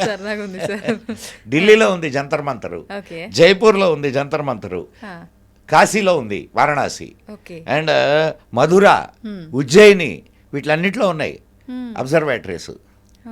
మీరు అక్కడ పోతే కొన్ని కట్టడాలు, చిన్న చిన్న కట్టడాలు ఉంటాయి. ఆ కట్టడాల్లో ఒక్కొక్క గ్రహానికి సంబంధించిన సమయము ఇవన్నీ కూడా ఆ అబ్జర్వేటరీస్ చెప్తాయి. ఓకే. అప్పట్లో మనం మాట్లాడుకునేంత వరకు ఒకప్పటి కాలం కన్నా ఇప్పుడు టెక్నాలజీ పెరిగిపోయింది, ఆలోచన పరిజ్ఞానం. ఒక విషయం మాత్రం నిజం, అన్నీ మన శాస్త్రాల్లో ఉన్నాయని చెప్పను నేను. లేని కూడా ఉన్నాయా సార్? ఉంటాయి. ఎందుకు ఉండవమ్మా? ఇప్పుడు అన్నీ మనకు తెలుసు అనుకోవడము తప్పే, అయితే ఏమీ తెలియదు అనుకోవడము తప్పే. అన్నీ మన శాస్త్రాల్లో ఉన్నాయని అనుకోకూడదు, అయితే ఏమీ లేవని కూడా అనుకోకూడదు. మన దాంట్లో ఉన్నాయి, మనం అధ్యయనం చేయాలా, తెలుసుకోవాలా. అమ్మాయి సరే, నువ్వు అమెరికాకి నువ్వు ఎప్పుడైనా ఏదైనా విదేశాలకు వెళ్ళావా? లేదు కదా, వెళ్ళు. నువ్వు ఏ దేశానికి వెళ్ళినా వారాలు 7. వారాలు 7. ఏం వారాలు మన తెలుగులో చెప్పు? సోమవారం, మంగళవారం, బుధవారం. మొదలు పెట్టాలి ఆదివారంతో మొదలు పెట్టాలి. Okay sir. ఆదివారం, సోమవారం, మంగళవారం, బుధవారం, గురువారం, శుక్రవారం, శనివారం. Very good. ఆదివారం అంటే ఆది అనేది సూర్యుడికి మరో పేరు. ఓకే. హిందీలో రవివార్ అంటారు, ఇంగ్లీష్లో ఏమంటారు? Sunday. రవివార్. సోమవారం హిందీలో ఏమంటారు? ఇంగ్లీష్లో ఏమంటారు? పోనీ చెప్పు. Moon day. సో 7 వారాలు మన దగ్గర నుంచి తీసుకెళ్ళినవి. ప్రపంచం మొత్తం ఈ 7 వారాలనే వాడుతుంది. మూలం ఇక్కడే ఉంది, మూలాన్ని పట్టుకొని అంతా జరుగుతోంది, అంతే కదా సార్? అవునమ్మా, నేనేమి లేనిది చెప్పలా. అవును సార్. తెలిసిపోతుంది కదా. కానీ తెలిసిందే, ఇది మందని తెలీదు, అది ఆ లాజిక్ మిస్ అయ్యాం. తెలిసిన విషయమే. ఏది రోజు మనం ఈరోజు ఏం వారం అని అనుకుంటుంటాం, కానీ ఈ వారాల్ని నిర్ధారించింది వాడుకలోకి తీసుకొచ్చింది మన భారతీయులు. ఇంత చిన్న చిన్న వాటిని కూడా మిస్ అవుతున్నాము అని అంటే అసలు జీరో నాలెడ్జ్ సార్. మనం మర్చిపోయాం అసలు. దీన్ని విస్మృతి అంటారు. అంటే తనను తాను మర్చిపోవడం. ఒక కథ చెప్తుంటారు. ఒక సింహం పిల్ల పోయి ఒక నక్కల గుంపులో చేరింది. నక్కలాగే ఓళ్ళేయడం, నక్కలాగే అరవడం, నక్కలాగే ప్రవర్తించడం చేస్తుంది.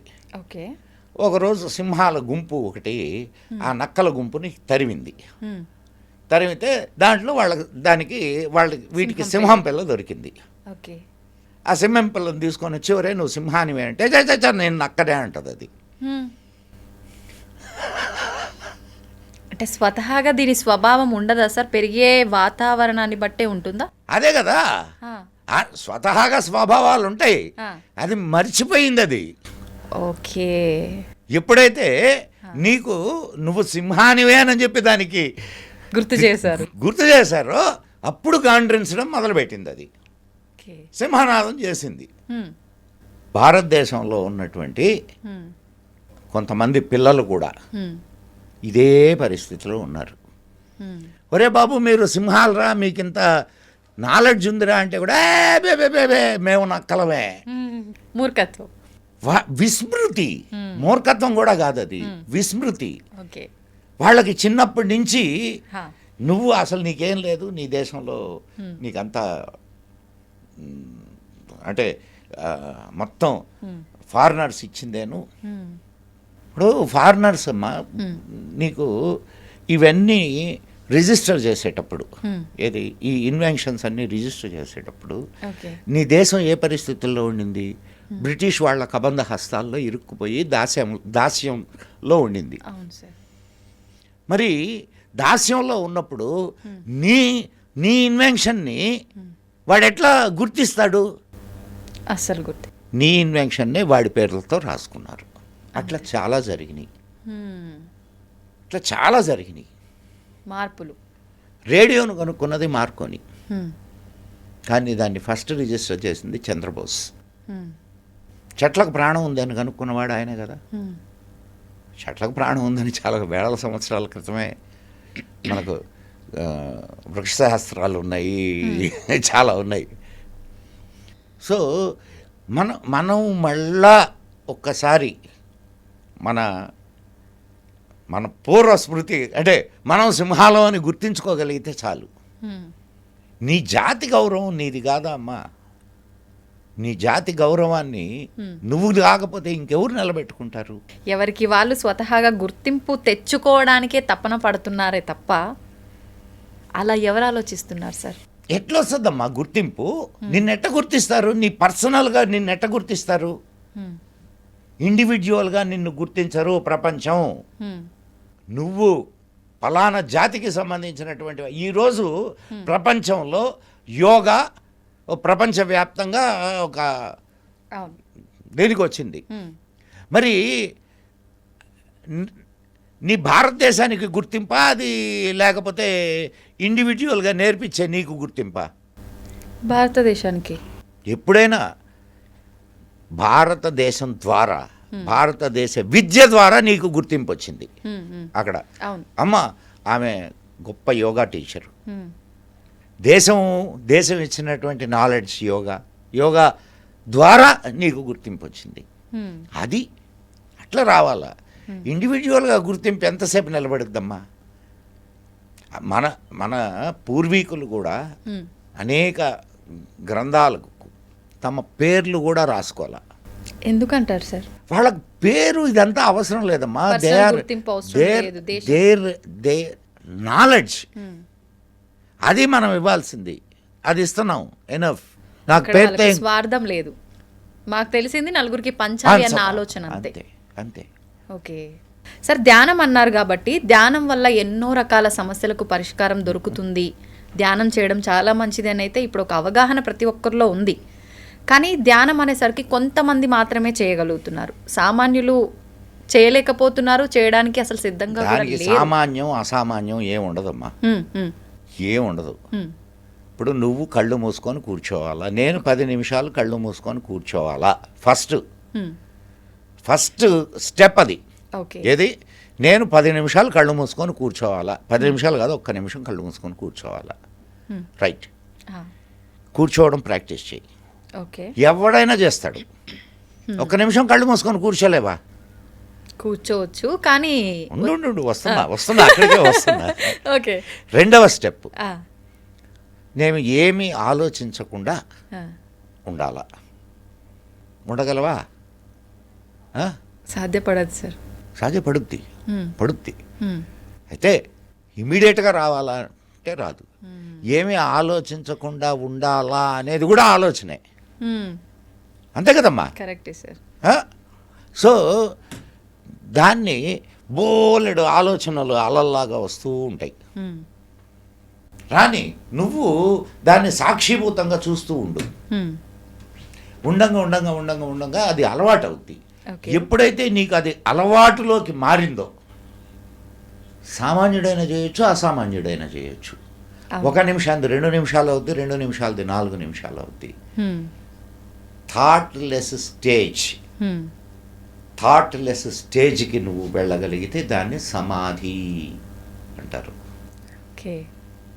అండ్ నీకు ఒక చిన్న ఒక తమాషా అయిన విషయం చెప్తాను. నేను రాత్రి హాయిగా నిద్రపోయాను, మంచి నిద్ర.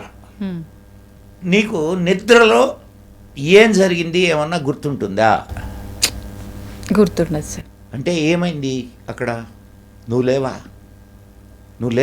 ఉన్నావు కదా. కానీ నీకెందుకు తెలియడం లేదు? అది గాఢ నిద్రలో ఉన్నాము. ప్రశాంతంగా, అదే ఆలోచన లేని స్థితిలో. ఆ, ఇప్పుడు కరెక్ట్ మాట మాట్లాడావు. ఏం చెప్పావు? ఆలోచన లేని స్థితిలో. ఆలోచన రహిత స్థితి. ఆ స్థితిని నువ్వు నిద్రపోయేటప్పుడే కాకుండా మామూలుగా ఉన్నప్పుడు కూడా ధ్యానంలో నువ్వు కావాలనుకున్నప్పుడు ఆ స్థితిని నువ్వు పొందగలవు. ఓకే, అది సరే. దీనివల్ల ఏంది ప్రయోజనం? నీ రెండో ప్రశ్న కదా అది. ఏది? ధ్యానం చేయడం. ఏంటి ప్రయోజనం?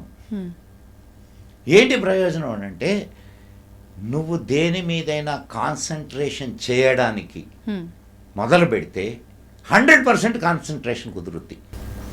ఓకే, ఒక్కటి. రెండవది, బాగా అలసిపోయావు, బాగా అలసిపోయావు.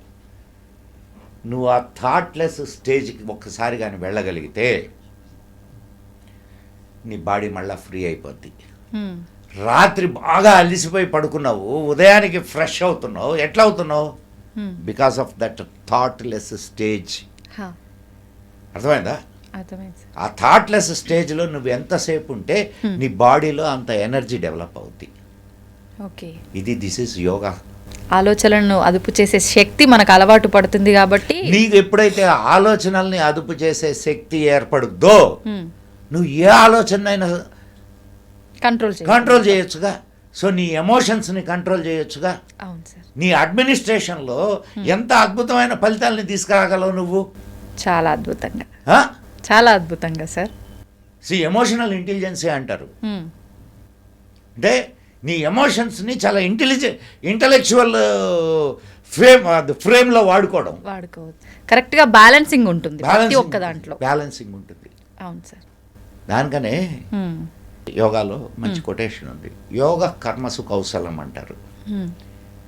అంటే యోగా చేయడం వలన, యోగంలో ధ్యానం కూడా ఒకటి.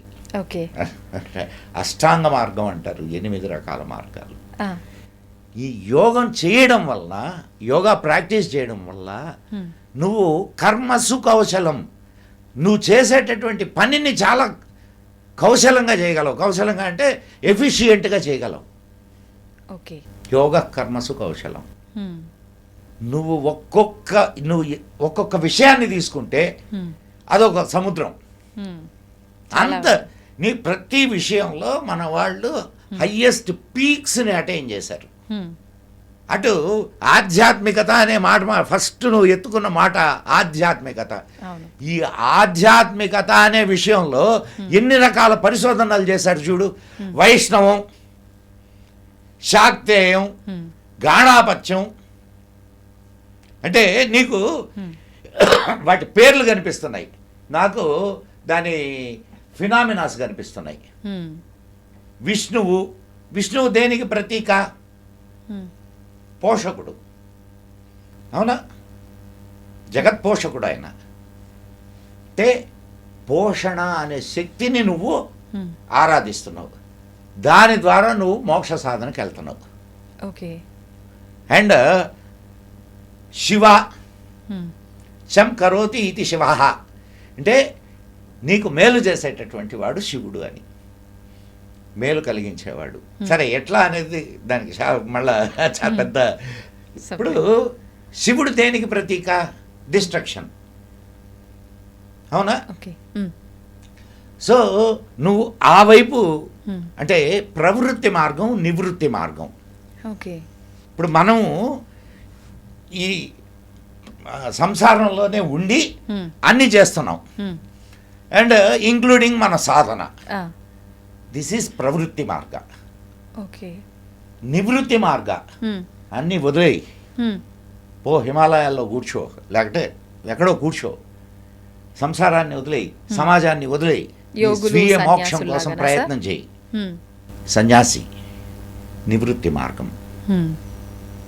సో నివృత్తి మార్గంలో వెళ్ళినా నీకు మోక్షమే, ప్రవృత్తి మార్గంలో వెళ్ళినా మోక్షమే. నువ్వు అనేక శక్తులు ఉన్నాయి. నీకు ఇప్పుడు మాతృశక్తి, అమ్మను ఆరాధిస్తున్నావు, తల్లిని. మాతృశక్తి ద్వారా నువ్వు మోక్షాన్ని పొందడానికి ప్రయత్నం చేస్తున్నావు. ఓకే. సో ఒక్కొక్క ఫినామినా ఇది, ఒక్కొక్క ఫినామినా ద్వారా నువ్వు అనేక రకాలైనటువంటి మార్గాల్ని ప్రతి మార్గంలో మన వాళ్ళు ప్రయాణం చేసి వాళ్ళ పీక్స్ని అటైన్ చేశారు. ఏది వాళ్ళు అనుకున్నటువంటి. ఇంకొక విషయం అమ్మా, నీకు ఇవన్నీ సబ్జెక్టులు ఇవన్నీ తెలీదు నీకు, కానీ నువ్వు సాధన చేసావు, మోక్షాన్ని పొందావు. అర్థమైందా? అర్థమైంది. సో నీకు ఇవన్నీ తెలియాల్సిన అవసరం కూడా లేదు. లేదు. నీ goal, your goal already you have reached your goal, that's all. గోల్ని సెట్ చేసుకున్నాము, దానికి తగ్గ ప్రయత్నం చేశాము, సరిపోతుంది. అంతేనా? గోల్ని రీచ్ అయ్యావు అంతే. నీకు ఇదిగో నువ్వు వైష్ణవంలో ఇలానే వెళ్ళు, పన్నిద్దరు ఆళ్వార్లు, అండ్ శైవంలో 62 మంది నాయనార్లు, సౌరంలో సిస్టమ్ ఇది, ఇవన్నీ నీకు తెలియాల్సిన పనిలే. సాధన చేసావు, మోక్షాన్ని పొందావు. ఓకే. ఎంత సులువైన పద్ధతులు. అన్ని మార్గాల ద్వారా మన వాళ్ళు ఆ మోక్ష సాధనకు మార్గాల్ని అన్వేషించారు. అందుకే ఇందాక నేను నీకు చెప్పింది ఏది, ధ్యానం కాదు, నదులు వక్రాలుగా కనిపించినా వెళ్ళే ప్రయాణం ఏ రకంగా ఉన్నా చేరే గమ్యం ఒకటే, చేరేది సముద్రానికే. సో మనం ఏ మార్గంలో పోతున్నాం అనే దానికంటే పోయే మార్గంలో ఎంత నిబద్ధతతో పోతున్నాం, ఎంత దీక్షతో పోతున్నాం, ఎంత సాధనతో పోతున్నాం, ఇది ముఖ్యం. ఓకే. ఇప్పుడు ప్రతిదాన్ని శంకిస్తూ పోతే నీకు ఏది రాదు. నేను విష్ణువుని ధ్యానిస్తున్నాను, విష్ణువు పలకలేదు, శివుడి దగ్గరికి పోదాం. శివుడు పలకలేదు, యేసు దగ్గరకు పోదాం. ఉన్నారు సార్ అలాగే. నేను అదే చెప్తున్నది, నేను వాళ్ళని చూసే చెప్తున్నా. అవును, తిట్టేసుకోవడం మళ్ళీ భగవంతుల్ని. సో అది కాదు ఆధ్యాత్మికత. ఆధ్యాత్మికత అంటే నువ్వు పేరు ఏదైనా పెట్టుకో, అనంతమైనటువంటి శక్తికి నువ్వు ఏ పేరుని పెట్టగలవు, ఏ రూపాన్ని ఇవ్వగలవు, ఏ గుణాలని నువ్వు ఆపాదించగలవు. అనంతమైనటువంటి శక్తి అది. అది స్త్రీ శక్తి, పురుష శక్తి, నపుంసక శక్తి, దేన్ని చెప్పగలవు నువ్వు? ఏదని చెప్పగలవు? అవునా కాదా? అంతే సార్. సో దానికి నీ ఇష్టం వచ్చిన పేరు పెట్టుకో, నీ ఇష్టం వచ్చిన రూపమే, నీ ఇష్టం వచ్చినట్టు దాన్ని కొలువు, కానీ నిబద్ధతతో కొలువు. అది ముఖ్యం. భక్త కన్నప్ప తెలుసు కదమ్మా, తెలుసు సార్. ఆయనకి ఏమి శాస్త్రాలు నేర్చుకున్నాడు ఆయన? ఏం లేదు సార్. కానీ శివుడు ఉన్నాడు అని గట్టిగా నమ్మాడు. కల్మషం లేని మనసుతో ఆయన కళ్ళను అర్పించాడు. అవును సార్. మరి ప్రత్యక్షం అవుతాడు. ప్రత్యక్షం అవుతాడంటే ఆయన ఉంటేనే కదా ప్రత్యక్షం అవుతాడు అనొచ్చు. ఆయన ఆ రూపంలోనే వచ్చాడా? నువ్వు ఏ రూపంలో పిలిస్తే, రూపమే లేనివాడు నీకు ఏ రూపంలో నువ్వు ధ్యానిస్తావో ఆ రూపంలో నీకు దర్శనం ఇస్తాడు. నమ్మకం, భావన. సో నీ నమ్మకం మీద, నీ భావన మీద, నువ్వు చేసేటటువంటి సాధన యొక్క తీవ్రత మీద ఆధారపడుద్ది. ఓకే. అమ్మాయి, మన పురాణాల్లో మనం చదవడం లేదా, రాక్షసులు కూడా తపస్సు చేసి వరాలని సిద్ధింపజేసుకున్నారు. విన్నాం సార్. స్విచ్ వేస్తే లైట్ వెలుగుద్ది. అది రాక్షసుడు వేసినా వెలుగుద్ది, ఒక సాధు వేసినా వెలుగుద్ది.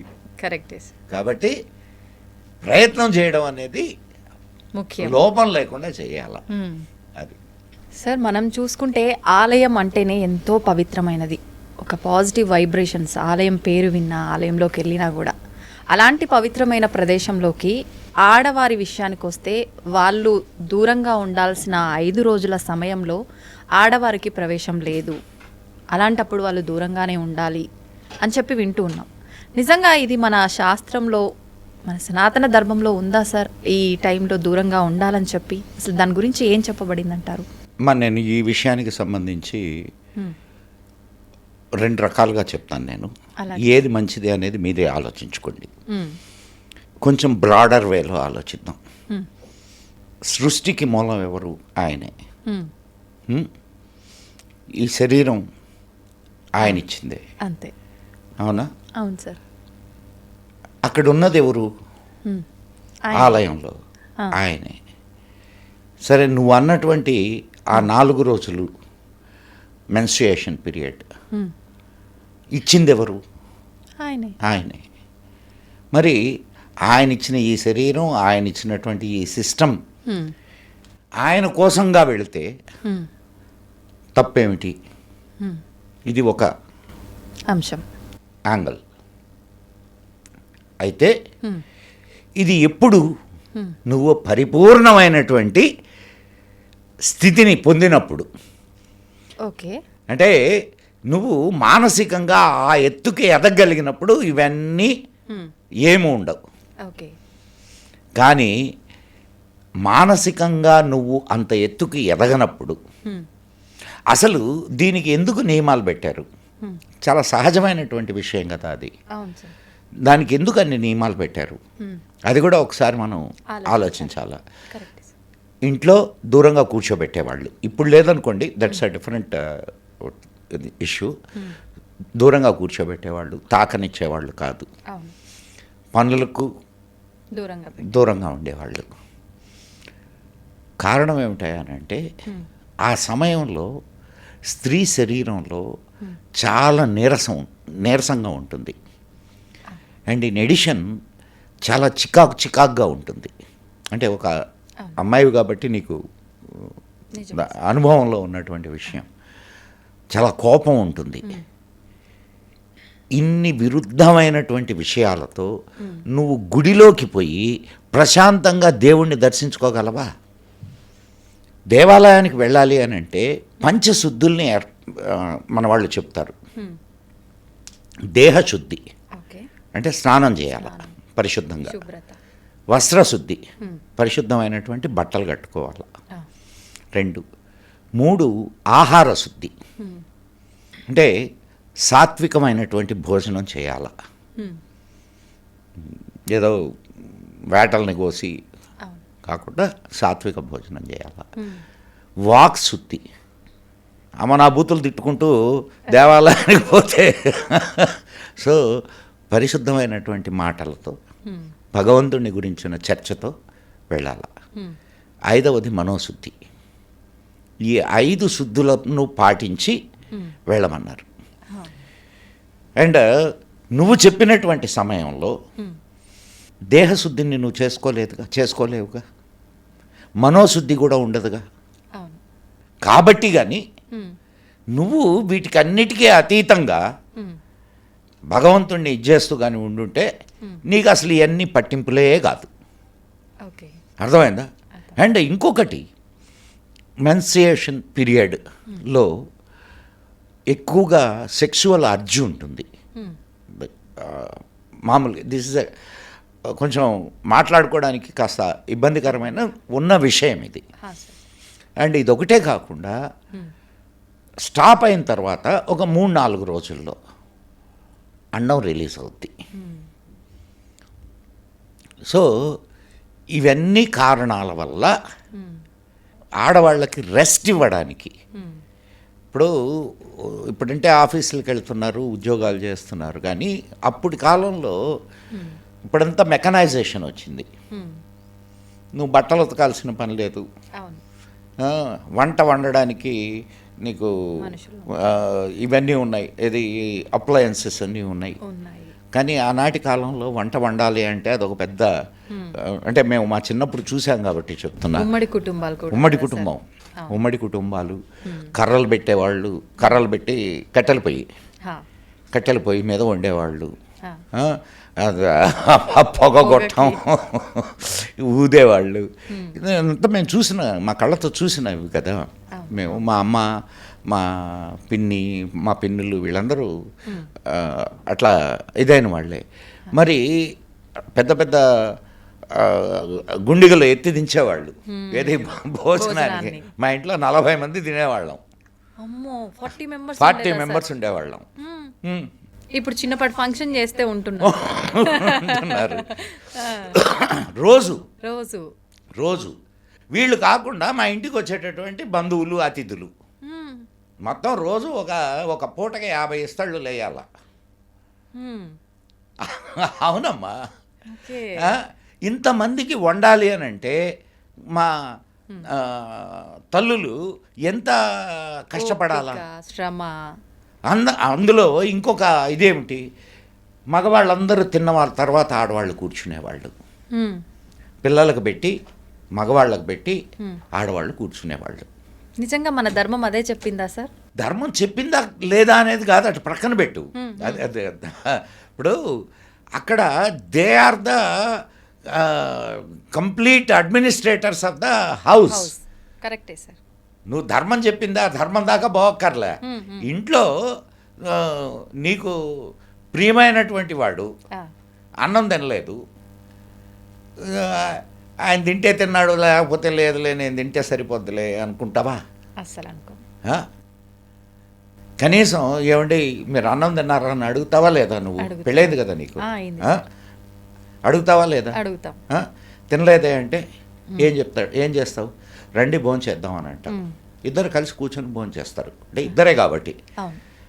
కానీ అక్కడ మా ఇంట్లో అంతమంది ఉన్నారు కాబట్టి అది భార్యాభర్తలు కలిసి కూర్చొని తినే అవకాశం కూడా లేదు. సో అటువంటి సమయాల్లో ఒక 4-5 రోజులు వాళ్ళకి రెస్ట్ ఇస్తే తప్పేమిటి? ఇవ్వాలి కూడా సార్. తప్పేమిటి? అస్సలు తప్పు. నీకు ఆదివారాలు లేవు, సోమవారాలు లేవు, సెలవు దినాలు లేవు. పాపం ఇప్పుడు ఒక ఉద్యోగం చేస్తున్నావమ్మా నువ్వు, నీకు కనీసం వారానికి 1 రోజు సెలవు ఇస్తారు. వాళ్ళకి ఆ వారానికి 1 రోజు సెలవు కూడా ఉండదు. సో వాళ్ళని హాయిగా కొంత రెస్ట్ తీసుకునే అవకాశం దొరుకుతుంది. అండ్ బాడీ మళ్ళా రీగెయిన్ అవుతుంది, రీఛార్జ్ అవుతుంది. దాంట్లో తప్పేం లేదు. కాకపోతే ఇప్పుడు అటువంటి అవకాశాలు లేవు. That's a different issue. ఇప్పుడు ఆఫీసులకు వెళ్ళే వాళ్ళు ప్యాడ్స్ కట్టుకొని బయలుదేరుతున్నారు, పిల్లలు ప్యాడ్స్ కట్టుకొని స్కూల్స్కి కాలేజెస్కి వెళ్తున్నారు. సో నువ్వు అట్లని దాన్ని తప్పు అనకూడదు, అది నేను అంటుంది. ఆ ఆచారం తప్పు, ఆ ఆచారం కరెక్ట్ కాదు అని కాదు. ఆనాటికి అది కరెక్ట్, ఎస్, ఈనాటికి ఇది కరెక్ట్. ఆనాటి పరిస్థితులు, ఆనాటి అమ్మాయి మా ఇల్లు చిమ్మడానికి మా ఇంట్లో 4, మా అమ్మ 3 పిన్నులు, మా అత్త, మా 5 కుటుంబాలు. దాంట్లో మా ఇంట్లో 5 కుటుంబాలు, పెద్ద ఇల్లు. వాళ్ళే చిమ్ముకునేవాళ్ళు. ఉదయాన్నే అందరికీ వేనీళ్ళు కావాలా అంతమందికి, పెద్ద గుండిగలు పెట్టి నీళ్లు కాసేవాళ్ళు. నేను ఎందుకు ఇవన్నీ చెప్తున్నానంటే, నువ్వు ఆలోచించు ఒక్కొక్కళ్ళకి ఎంతెంత పని ఉండేదో. చాలా సార్. లేచిన దగ్గర నుంచి వాళ్ళకి ఇదే పని, ఏదో ఒకటి. ఒకరిద్దరు పనివాళ్ళు ఉన్నా ఎంత చేయగలరు? అవును, ఇంతమందికి తలా ఓ చేయి పడాల్సిందే. అందులో అప్పుడేం కొళాయిలు లేవు మాకు. బావుల్లో నీళ్లు తోడుకొని మేము అందరం, ఇంక్లూడింగ్ మీ, నేను ఒక 10 బకెట్లు నీళ్లు తోడాలా. సహాయం చేసేవారు. చెయ్యాలా? ఎవరు చేస్తున్నారు? ఈరోజు సంగతి తీసే, ఆ రోజు చెయ్యాలా. నేను చెయ్యకపోతే ఈ నా పాలి వర్క్ ఇంకొకటి మీద పడుద్ది. అవునవును. సో మాకు ఒక పెద్ద టబ్ ఉండేది, దాంట్లో నీళ్లు చేతి పోసేవాళ్ళం. మళ్ళా ఆ నీళ్లు తీసిపోయి గుండెలో నీళ్లు పోసి కింద పెద్ద మంట పెట్టేవాళ్ళం. కట్టెలు. ఇప్పుడు ఇంతమంది చేస్తున్నా అసలు మా ఒంటెళ్ళు చూస్తే అసలు అదొక అంధకార బందరు అంటారు చూడ, అంటుండేదన్నమాట. నల్లగా పొగ మసి గమ్ముకొని అప్పుడేమి ఇవేమి చిమినీలు గిమినీలు ఏం లేవు కదా, అంతా అక్కడే మరి అంత కష్టపడే వాళ్ళకి ఒక 4 రోజులు సెలవిస్తే వీటన్నిటి నుంచి మనం దాన్ని అది తప్పు అనడం తప్పు కదా. అండ్ అది కూడా ఎందుకు, ఆ సమయంలో వాళ్ళు చాలా వీక్గా ఉంటారు, పని సమర్థవంతంగా చేయలేరు, మానసికంగా చాలా ఆందోళనలో ఉంటారు. మరి ఇన్ని పరిస్థితులు ఆమెకు ఉన్నప్పుడు ఆమెను ఒక 4 రోజులు అటు కూర్చోమ్మా అని అంటే అదేముంది దాంట్లో అది పెద్ద ఇది కాదు, దానికి తోడు ఇప్పుడులాగా ప్యాడ్స్ గీడ్స్ అప్పుడు ఉండేవి కాదు, ఏదో బట్టలు వాడేవాళ్ళు, పాత బట్టలు వాడేవాళ్ళు. అండ్ అటు ఇటు తిరిగితే మీకు కింద నేల మీద ఇవి పడవచ్చు, స్టెయిన్స్ పడవచ్చు, అండ్ దానివల్ల బ్యాక్టీరియల్ ఇన్ఫెక్షన్స్ ఇది కావచ్చు, అనేక రకాల రీజన్స్ ఉంటాయి.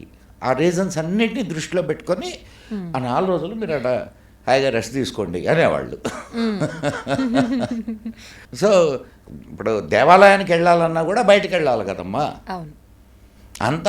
అందుకు ఇప్పుడు ఇవన్నీ ఏమీ లేని ఆలోచనే లేదు అసలు శరీరమే నాది కాదు, శరీరం కూడా ఆయనదే అనే స్టేజ్కి నువ్వు వెళ్ళినప్పుడు నీకున్నటువంటి ఇది ఆయన చూడడానికి సమస్య కాదు. కానీ నువ్వు సంసారంలో ఉన్నప్పుడు you have to follow the certain rules. అది ఓకే, వాస్తవంగా మీరు చెప్పిన అన్ని నిజాలే. ఇప్పుడు కూడా అలా అర్థం చేసుకొని ఆ 4 రోజులు రెస్ట్ ఇచ్చి పక్కన పెట్టే వాళ్ళైతే చాలా తక్కువ మంది ఉన్నారు. కాదమ్మా, ఎట్లా ఇస్తారు చెప్పు, నేను ఒక్క మాట అడుగుతాను చెప్పు. ఒక గవర్నమెంట్ ఉద్యోగమో లేదో ఒక ప్రైవేట్ కంపెనీలో ఉద్యోగం చేస్తున్నది, నువ్వే చేస్తున్నావు, నిన్ను మీ ఆయన అంటే అర్థం చేసుకోగలడు, మీ కంపెనీ ఓనర్ ఎక్కడ అర్థం చేసుకుంటాడు చెప్పు?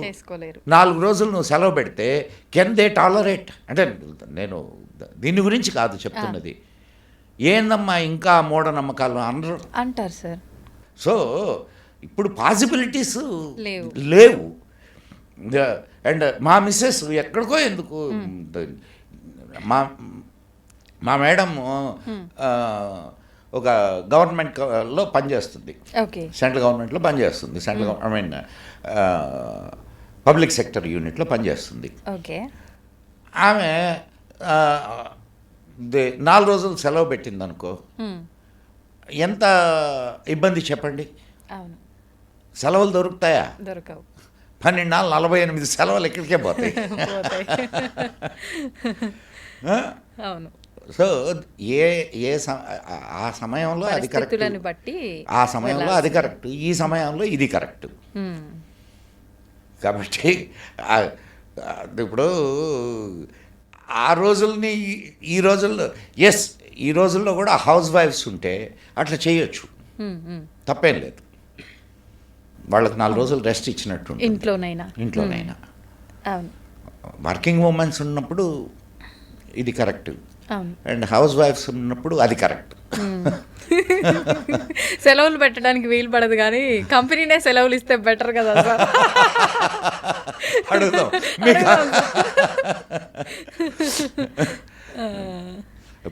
ఇప్పుడంటే వారానికి ఒక రోజు మీకు సెలవు వస్తుంది.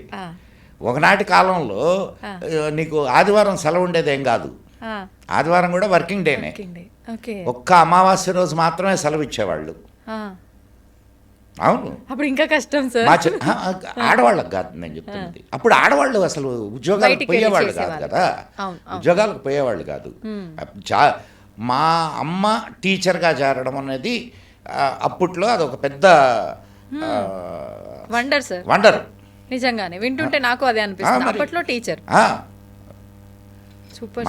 మా నాన్నగారు తెలుగు లెక్చరర్, అమ్మ హిందీ టీచరు, ఉపాధ్యాయుల కుటుంబం. అందుకనే ఇప్పుడు గంట కొడితే కానీ మేము ఆగం.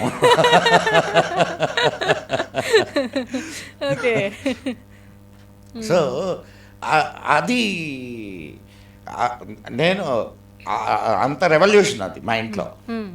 ఏది ఆడవాళ్ళు చదువుకోవడం అనేది మేము 4 పిల్లలం పుట్టిన తర్వాత, అదే మా అమ్మ టీచర్ జాబ్ వచ్చింది. ఏది పర్టికులర్ ఇదే రూల్ అని నువ్వు చెప్పడానికి లేదు. The rule is for your convenience, correct. But in a positive way, not negative way. నేను వాడిని చంపుతాను, వాడి డబ్బు దోచుకుంటాను, దిస్ ఈజ్ మై రూల్ అది కరెక్ట్ అనేది కాదు. ఇట్లా మనం మాట్లాడుకుంటూ ఉంటే ఇంకా అనేక విషయాలు వస్తూ ఉంటాయి.